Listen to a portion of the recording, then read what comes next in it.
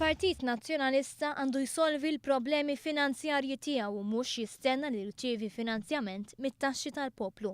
Il-Partit Laburista sostna din il-pożizzjoni fi stqarrija l-għada li l-Gvern qal li mhux il-waqt li l-partiti politiċi jkunu finanzjati mit-taxxi tal-poplu.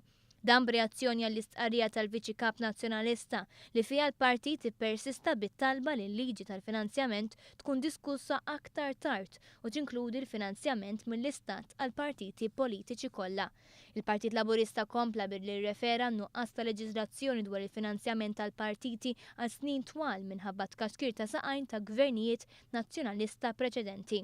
Iżdissa tkompli l-istqarrija Simon Busuttil li rid li l-Istat iħallas lil partiti politiċi għal kull vot li jġibu. Il-Partit Laburista jemmen li qabel ma jkun hemm xi forma ta' finanzjament tal-partiti, l-istess partiti l-ewwel għandhom ipoġġu l-finanzi tagħhom skont il-liġi biex bekk tingħata prova verament ċara ta' trasparenza u kontabilta'.